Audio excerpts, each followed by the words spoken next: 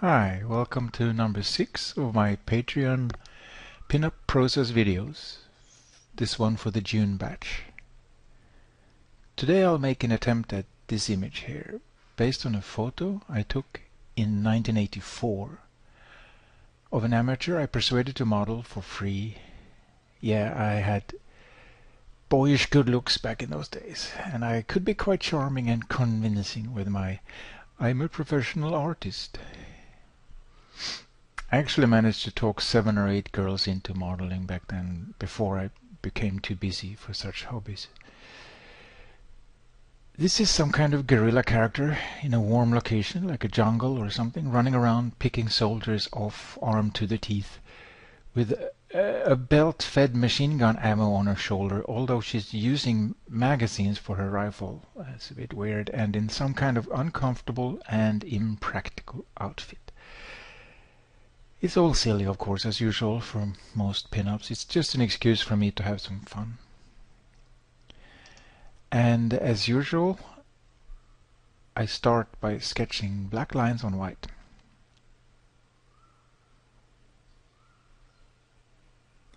This video will be roughly 40 minutes. The clip's running at 6 to 8 times normal speed.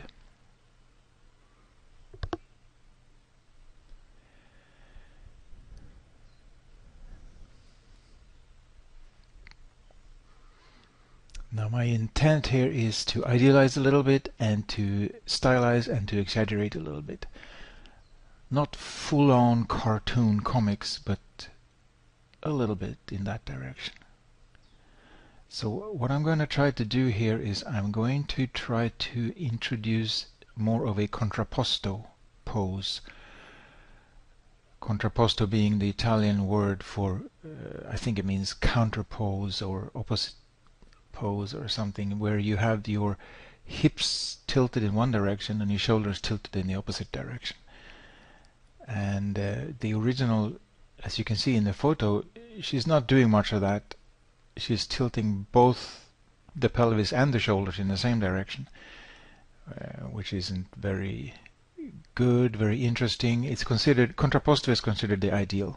It's the classical ideal for a reason. For a good reason. And you will also note that you can't tell exactly right now, but you'll note that I got the number of fingers wrong on the hand holding the weapon. The reason for that is the girl is holding the gun all wrong in the model. She's holding 2 fingers on the trigger, which is very hard to see, but if you look closely you can see it. I wanted no finger on the trigger, so I changed the grip, because the correct way to hold a firearm is, of course, no finger on the trigger unless you plan to fire it within the next few seconds or so. In my artistic hyperfocus, I overlooked the configuration of her fingers, and I actually only fixed this. I actually only noticed it after I was done with the video, so I fixed it at the end, so you won't see it in the video, but you'll see it in the final result.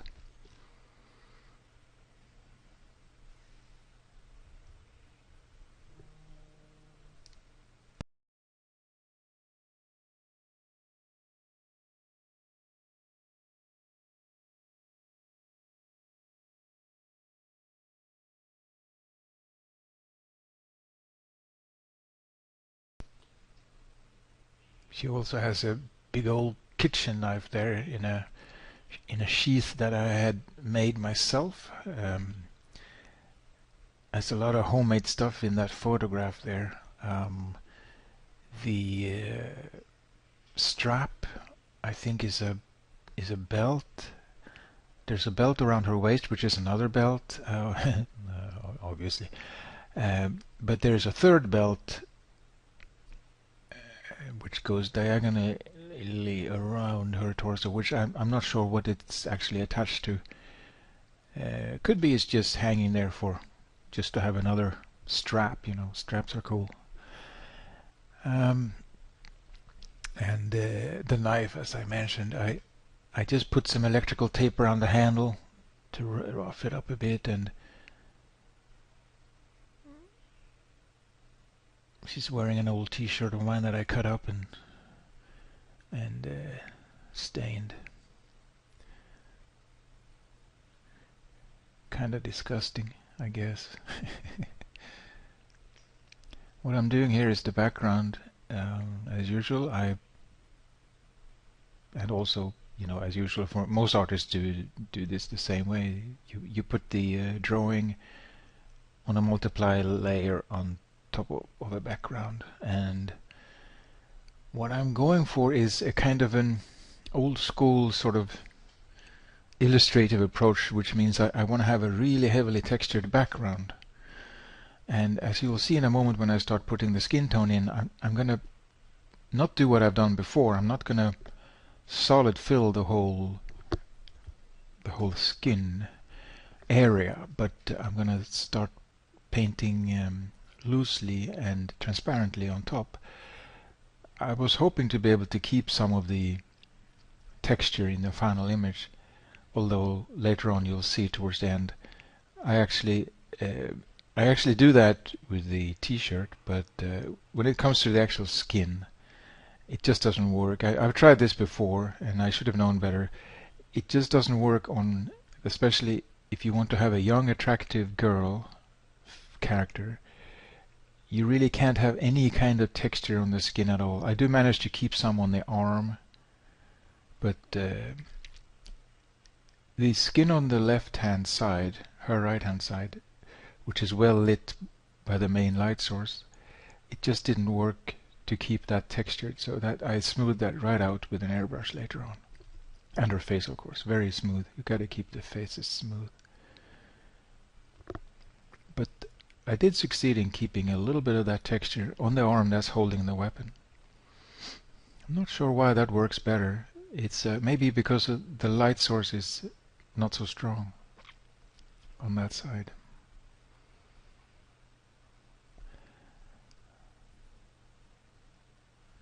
The background is supposed to be kind of jungly and greenish, just generic leafy green with a lot of texture.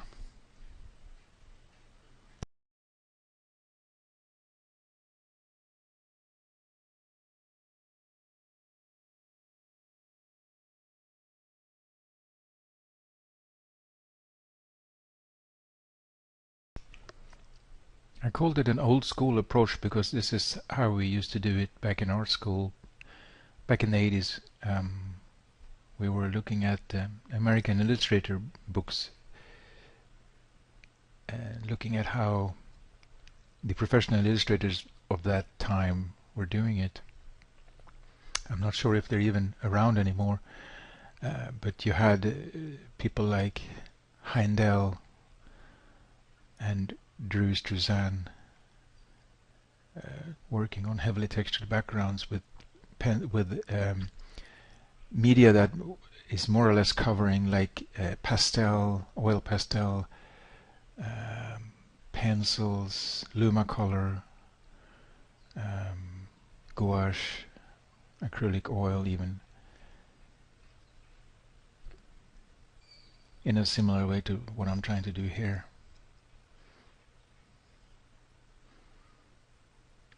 And at this stage the texture actually looks appealing, but when you get closer to it, I think it must be related to the uncanny valley effect somehow. As you get closer to finish, the texture looks less and less appealing, and it has to go. Much of it anyway.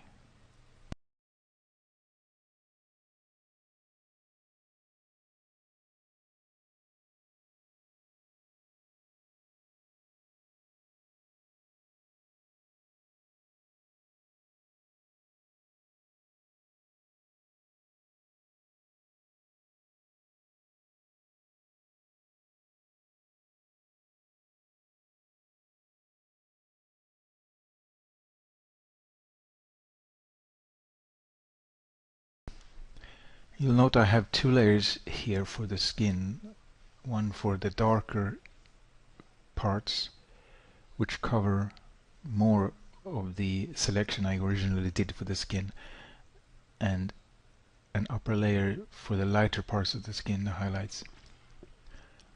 Later I'll collapse those together and smooth out the skin more. Some of the really dark parts, like the hair and the glove, are actually painted straight on the background, because I mean normally I would, maybe I shouldn't have done it that way, but in this case it's okay because I knew what I was going for and I wasn't gonna move it around that much. I was pretty sure, and actually it turned out I didn't need to move it, so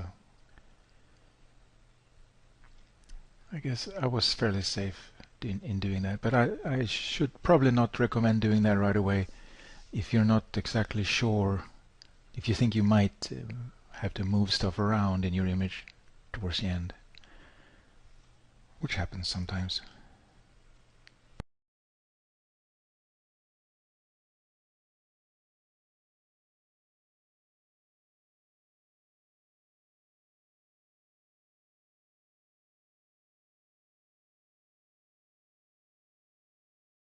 Here you can clearly see the 3 fingers and 1 thumb, which is what was pointed out to me when I put this image up on Facebook.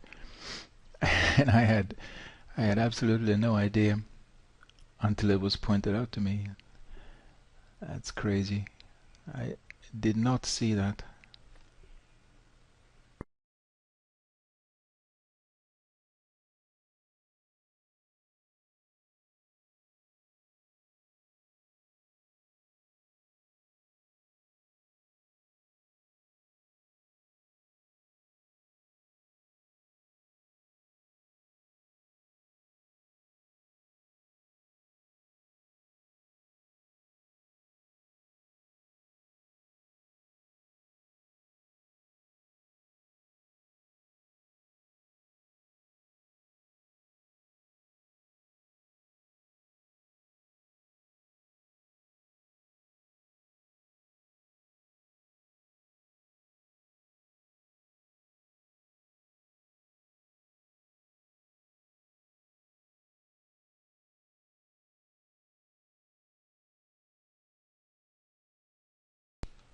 I was also hoping to be able to keep some of these lines in the final image. That's why I'm not getting rid of all of them at once. I'm sort of trying to selectively erase them.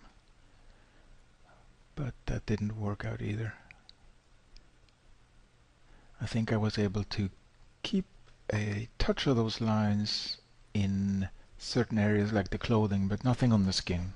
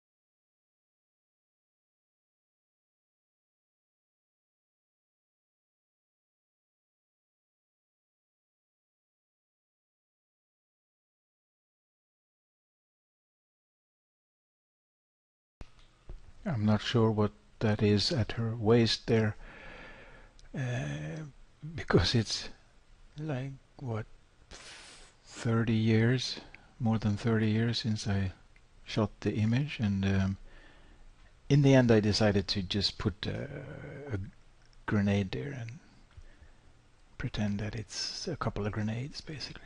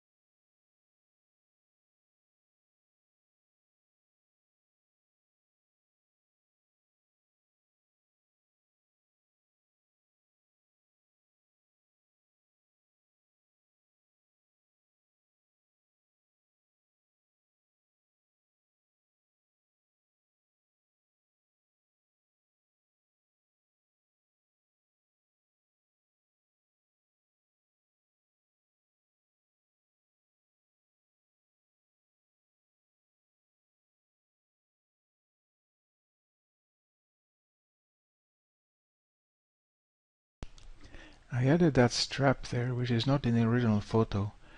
It's supposed to be some kind of backpack or something that she's carrying out of sight.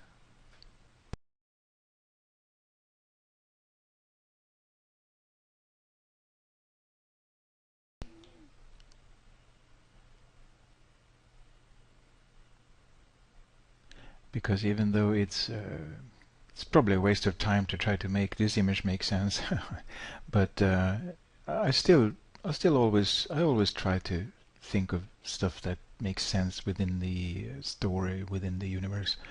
And she would need some way of carrying water and food and maybe more ammo, magazines for one thing, which she doesn't seem to have any on the front. We know the modern soldiers of today, they carry a crapload of stuff all over their torsos, in front and behind.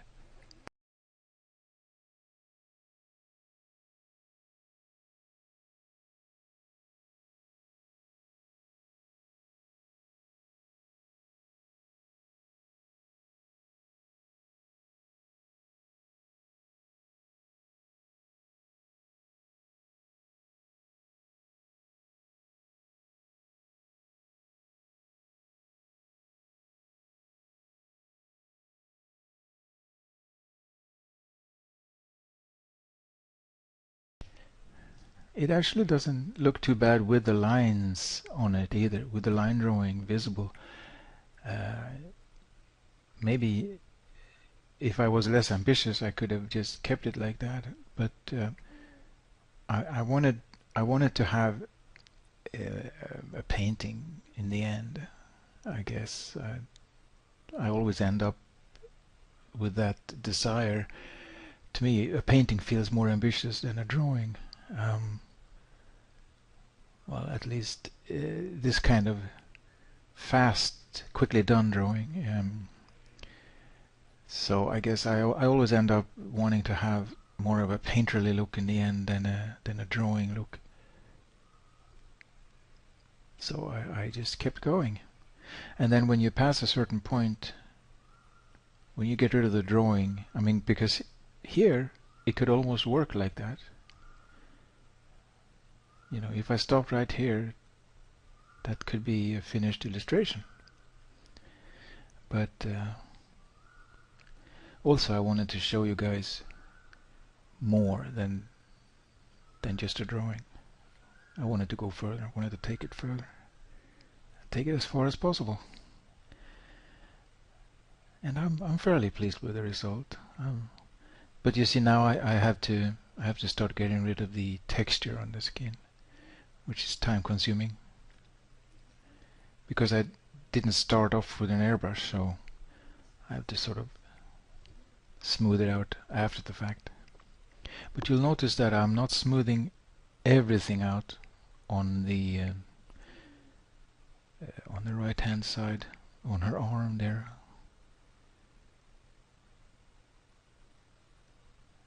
I think it's the quality of the light that's hitting the it's her left arm is on our right hand side.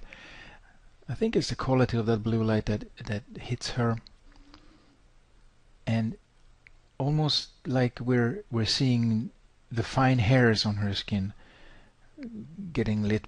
It's almost that effect when looking at it from a distance. But the quality on the other side is different of the light, so yeah, perhaps the texture was also just more lightly applied on the blue side, because the texture was actually extremely strongly applied, very contrasty on the where the side of where the light, the main light comes from.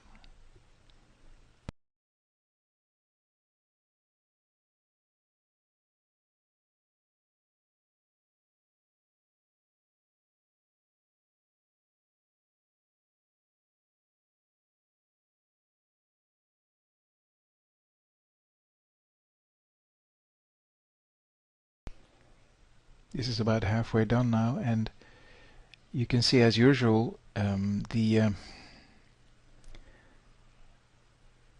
problem with images like this is that they don't change much in the last. They don't seem to change that much in the last half. It's because images like this, they go quickly in the beginning, and then you get bogged down in detail towards the end, more and more towards the end. Here I'm warming up the clothing, which was a little bit too much blending into the background with the green. It's supposed to be yellowish, not green. And now I'm adding some decorative vegetation element in the background there.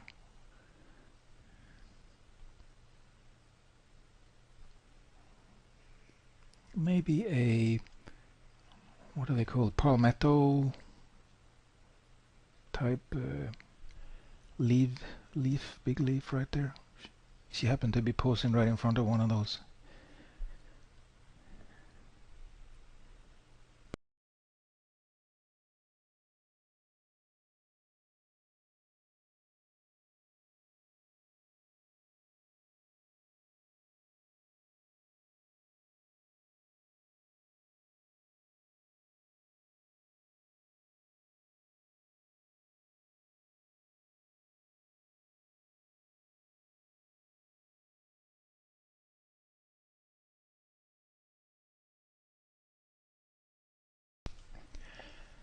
I like to use auto contrast a lot, and then fade, auto contrast fade on certain elements. It's a very time-saving device in certain situations. I used it earlier as well on if you go back and look at when I was making the background, and so it allows you to sketch in lightly at first, and then bang, you use auto contrast, and you can dial in very quickly something a little darker or a lot darker to what you actually started with. And I find it saves a lot of time sometimes. And I just did that there. I don't know if you noticed with the palmetto frond in the back behind her. Of course, you need to have. It can't be a fully flat color. And that's what I did. I started with a fully flat color, and then I added a little bit of shadow, not much, just a touch of shadow, and then a touch of highlight here and there, and then I used the auto contrast, which then allowed me to dial in nicely with the fade menu item.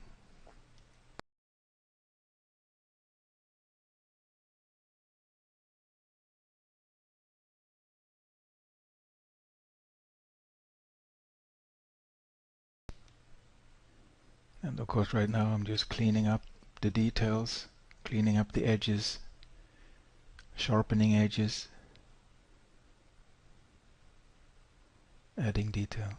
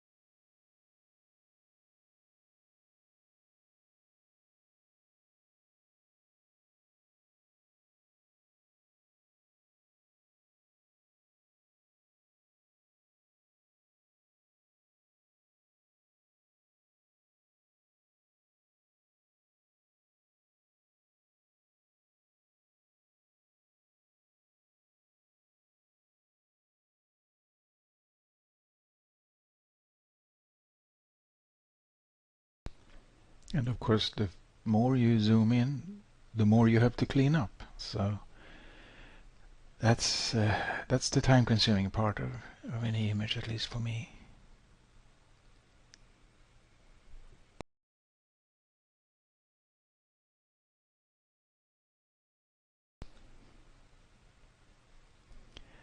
But I did like the some of the brush strokes that were faintly, barely visible on the open areas of her skin, and I'm trying to keep those by not applying opaque color right across it. If I want something to be lighter, there's a couple of options you can try to keep the texture. There are other options if you want to kill the texture, but you got to always be aware that certain actions will kill the texture and certain actions will keep the texture. So choose your options with care and have a plan in mind.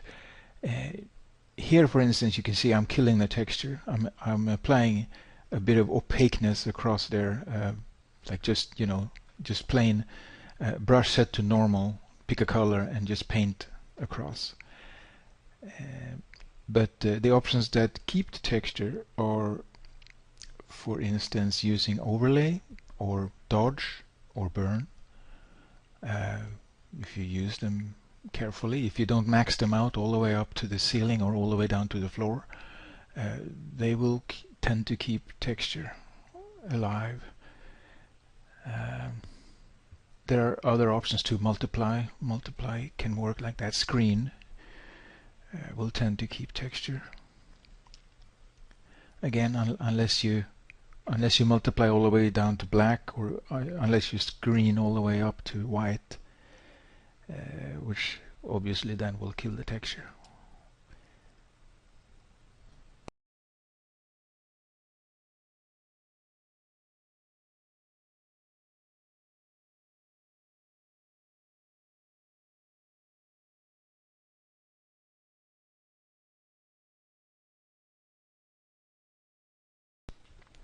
At this stage, I should probably tell you also that I had had an accident just a little while before this painting session here. I overwrote the Photoshop file with a JPEG file, which had been reduced in resolution. So obviously, I'm sure that's happened to everybody once or twice. It hasn't happened to me that often, but when it does, it's very annoying. I gradually got some of the detail back by just working. First I had to rework for about half an hour, and then after that, continuing to polish the whole image, I gradually got, I would say, like maybe 50% of the detail back. Some of the texture you'll see in the finished image is a little blobby and a little sort of, lower reds and here and there. I apologize for that. Here what you see I did was I copied one eye, the iris. I copied one iris and moved it over to the other iris. It's just a way to ensure, it's a quick way to ensure that you get symmetry in the image. Symmetry is very difficult for me to achieve, and also I think is fairly important, especially in attractive people. I'm gonna return to the face later, but it's yeah, it's still not. Yeah, that's a change I probably shouldn't have done. I'm seeing things with a different eye now that I have been through this process once, and I'm looking at it for the second time. There's a it always happens like this with the face, particularly. I sit here watching my own efforts in fixing a face, and I have already passed that point. I have fixed it to a higher stage myself, watching myself like this. I can tell, oh no, don't do that, like that. But anyway,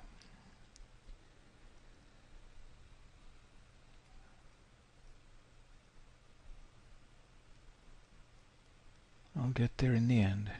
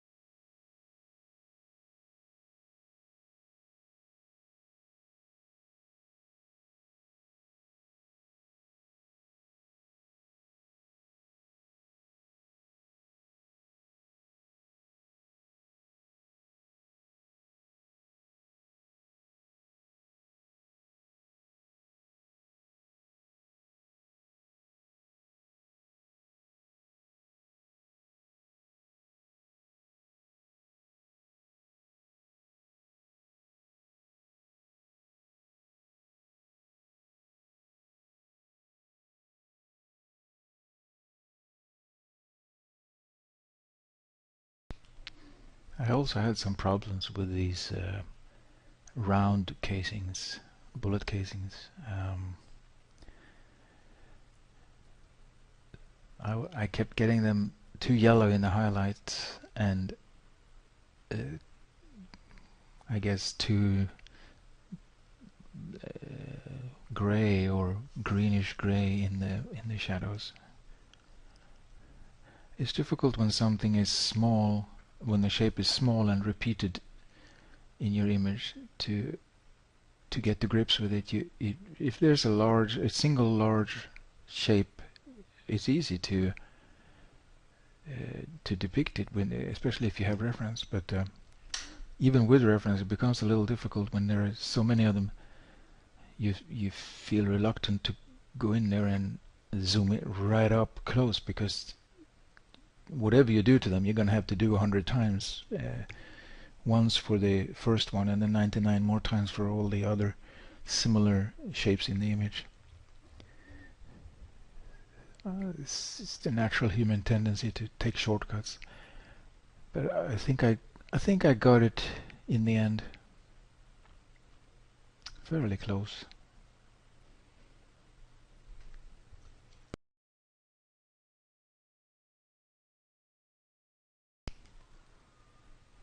Also the legs were too reddish. Everything from the belt down.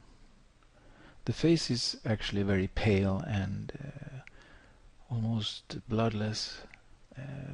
The opposite, in fact. The legs are very red, and that was because the original photo shoot session I had a reddish, some kind of red plastic on one of the light sources that was hitting the legs. So That's the reason for that. I had to counteract that. That's another thing that I didn't see until after the recording had finished. And to describe how I did it, it was just a simple, well, maybe not that simple, because you have to watch out. You can't just smash it all across both the highlights and the shadows. You have to treat them a little bit differently. So there was a little bit of delicate tap dancing where I had to try to keep the I had to make the shadows less reddish, but not go too far, because if you the thing about skin is that the shadows are redder than the highlights. Here I'm blurring the skin just to ensure perfect smoothness, because you have to keep this area very smooth. It's got something to do with the attraction. It is intimately connected to the attractiveness quotient of any image.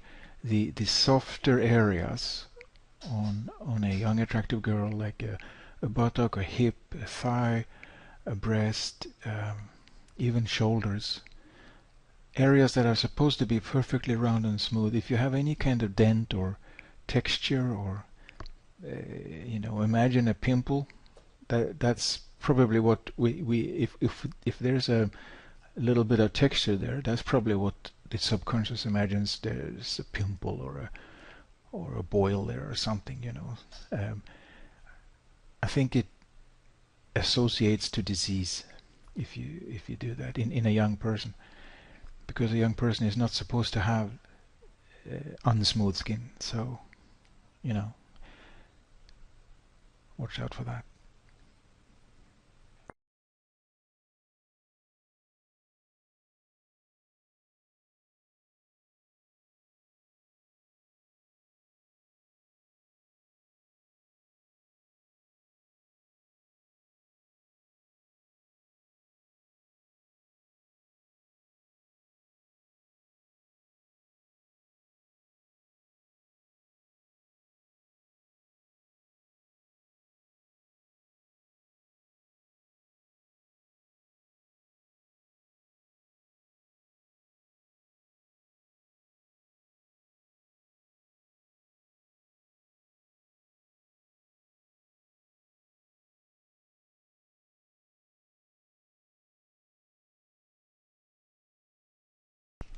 And coming up towards the end now.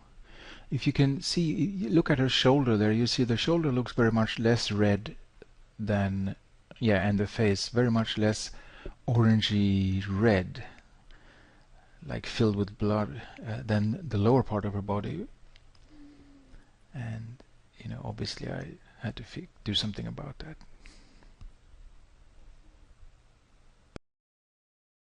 Which you can see if you compare it to the final version, which we'll see here at the end of the video. You'll see what I mean.